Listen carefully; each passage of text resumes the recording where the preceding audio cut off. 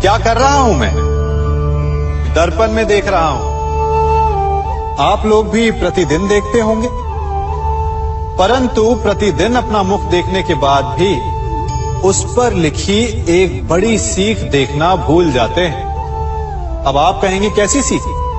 तो जाइए, एक बार फिर से दर्पण के सामने जाइए और मुख खोलकर देखिए, क्या दिखेगा? दंत पंक्ति और जीभा, है ना? अब विचार कीजिए, दंत जन्म के पश्चात आते, एक नहीं 2 बार आते, परंतु मृत्यु से पूर्व नष्ट हो जाते हैं। और जीभा जन्म पहले से होती है, परंतु मनुष्य के मृत्यु के पश्चात भी उसके अस्तित्व में रहती है ना आश्चर्य की बात? दंत कठोर होते हैं, जीभा कोमल, परंतु फिर भी दंत नष्ट हो जाते हैं, जीभा नहीं होती। यही रहस्य है कि हठी और कठोर लोग शीघ्र नष्ट होते हैं और कोमल लचीले आवश्यकता के अनुसार स्वयं में परिवर्तन ला सकने में सक्षम लोगों का ही अस्तित्व रहता है। अर्थात परिस्थितियों के अनुसार स्वयं को लचीला बनाना सीखिए और आपका जीवन सरल हो जाएगा। संबंध एक सहारा होता है जीवन का, और संबंधी वो होते हैं जिनसे आवश्यकता पड़ने पर सहायता मांगी जा सके, जिन पर विश्वास किया जा सके कि बुरे समय में वो हमारे काम आएंगे। कभी ऐसा भी हुआ होगा कि आपके पास कोई सहायता मांगने आया, या ऐसा भी हो सकता है कि आप किसी के पास सहायता मांगने गए हैं, परंतु प्रश्न ये उठता है कि क्या केवल किसी के मंतव्य में उसकी सहायता इसीलिए कर देनी चाहिए क्योंकि वो आपका संबंधी है? अब आप कहेंगे कि ये कैसा प्रश्न हुआ? तनिक सोचिए, एक अस्त्र बनाने वाला जब अस्त्र बनाता है तो ये अस्त्र किसको देना है उसका अधिकार उसी के पास होता है। वो चाहे तो ये अस्त्र किसी को भी दे सकता है, वो एक सैनिक को भी दे सकता है या एक डाकू को भी, और यही अस्त्र 2 भिन्न कार्य कर सकती है। यदि डाकू के हाथों में आ गई तो उसका भय दिखाकर वो लोगों को लूटेगा, निरपराधों का रक्त बहाएगा। सहायता करने वाले की भी अवस्था ऐसी ही होती है। इसलिए किसी की सहायता करने से पूर्व ये विचार कर लेना आवश्यक है कि किसे क्या, कब और कितनी सहायता देनी चाहिए कि उसका दुरुपयोग ना हो। यदि आपकी सहायता से कोई अधर्म हुआ तो उसके उत्तरदायी आप ही होंगे। जीवन में कई बार ऐसे अवसर आते हैं कि आप लोगों से मिलने जाते हैं और उनसे कुछ आकांक्षाएं भी रखते हैं, और कई बार जीवन में ऐसे अवसर भी आते हैं कि लोग आपसे मिलने आते हैं। इसलिए अतिथियों का सम्मान करने से पूर्व सदा कुछ बातों को स्मरण रखना आवश्यक होता है। यदि कोई आपके पास मिलने आता है तो उसके 3 कारण हो सकते हैं। पहला कारण होता है भाव, दूसरा अभाव और तीसरा प्रभाव। तो जैसा अतिथि उसको वैसा ही सम्मान दे। यदि आपके पास कोई भाव से आए तो उसे केवल आपका प्रेम चाहिए, आपका सानिध्य चाहिए, और यदि कोई अभाव में आया तो उसकी उतनी सहायता अवश्य करें जितना आप करने में सक्षम हो, परंतु इतनी अधिक भी ना करें कि वो उस सहायता का दुरुपयोग कर बैठे। और यदि कोई प्रभाव में आया तो स्वयं पर अभिमान ना करें, क्योंकि कभी ना कभी जीवन में आप भी भाव, अभाव और प्रभाव के चक्रव्यूह में फंस सकते हैं।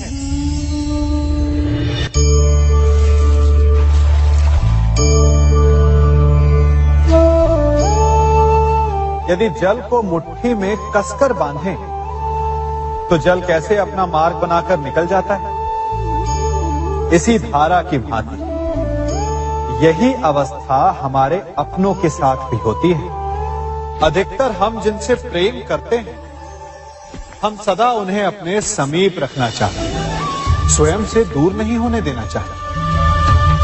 चिंता करते हैं, भय खाते हैं कि कहीं उनके साथ या उनसे कुछ बुरा घटित ना हो जाए, और ऐसे में हमारे अपने ही हमसे दूर हो जाते हैं, ठीक मुट्ठी में बंधे जल की भांति। इसलिए जिनसे आप प्रेम करते हैं, उन्हें स्वतंत्र कर दीजिए, उनकी सोच को स्वतंत्र बनने दीजिए, उन्हें अपने मार्ग स्वयं ढूंढने दीजिए, क्योंकि आप सदा उनके साथ उन्हें मार्ग दिखाने के लिए नहीं रहने वाले। इसलिए अपनों के साथ अवश्य रहें, परंतु उन्हें बांधे नहीं।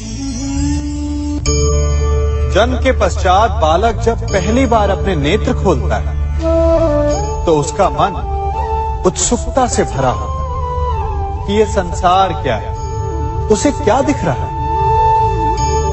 ये उसके जीवन का नया आरंभ होता है।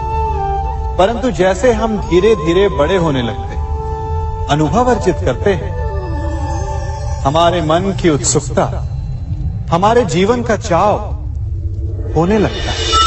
तनिक सोचिए, जब हम सुबह सोकर जगते हैं, अपनी आंखें खोलते हैं, तो उसे ही हम अपने जीवन का प्रारंभ समझ ले, तो सुबह से लेकर संध्या तक के समय को ही अपने जीवन जीने का समय समझ ले, तो कितनी स्फूर्ति आ जाएगी। आप कितने काम कर पाएंगे, कितने लक्ष्य अर्जित कर पाएंगे। फलों से मिलकर घड़ी बनती, घड़ी से मिलकर प्रहर, प्रहर से मिलकर दिन बनते हैं, और दिनों से माह और वर्ष। यदि आप अपना हर पल, हर प्रहर विश्वास से जिए, हर दिन उत्साह से जिए, तो आपका संपूर्ण जीवन सार्थक हो सकता है।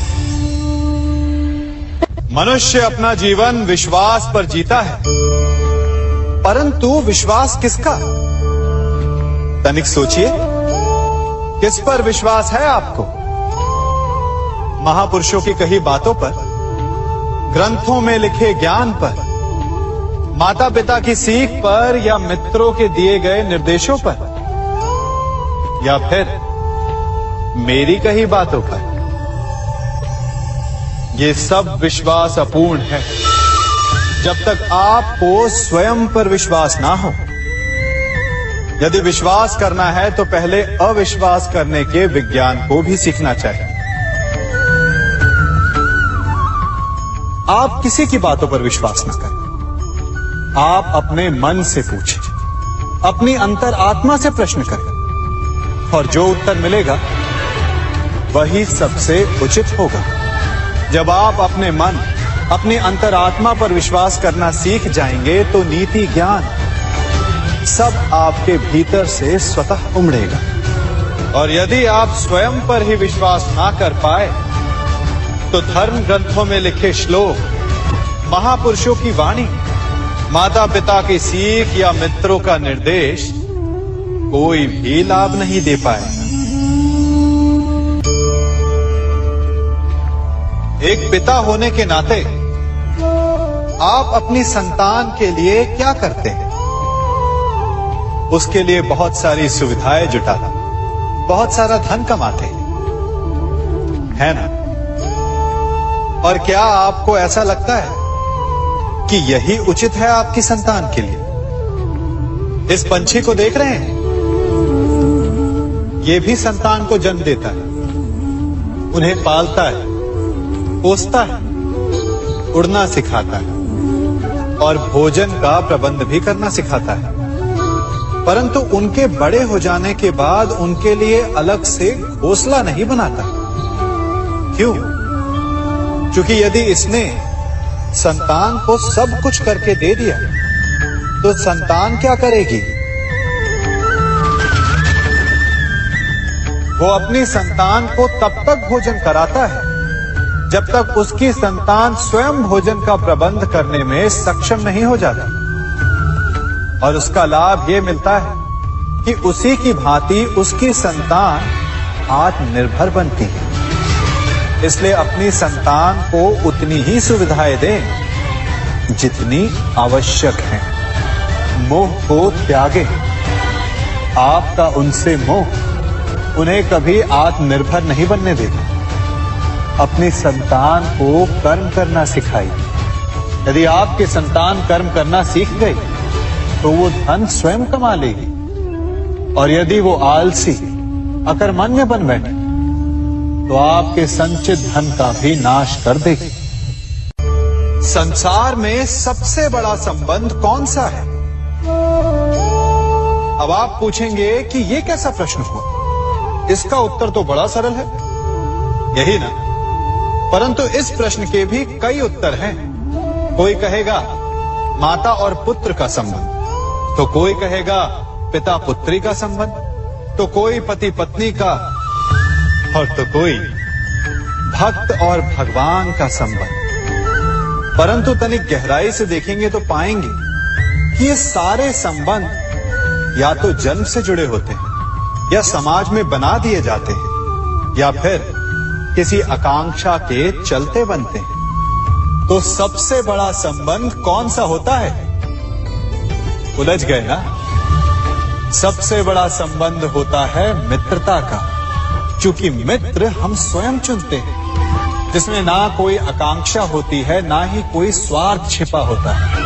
यदि कुछ होता है तो केवल साथ का आनंद। अपने बीते दिनों को स्मरण कीजिए। जब आप घर से बाहर निकलते होंगे तो सबसे पहले किसका स्मरण होता था? मित्र का।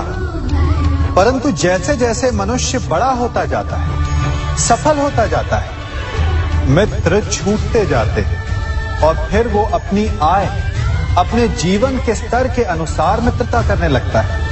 उसके मन में ये विचार आ जाता है कि मित्रता बराबरी वालों से ही होनी चाहिए। यही सोच अनुचित है, क्योंकि मित्रता बराबर वालों से नहीं होती, मित्रता हमें बराबर करती है। इसलिए नए मित्र अवश्य बनाइए, परंतु अपने पुराने मित्रों को भूलिएगा मत।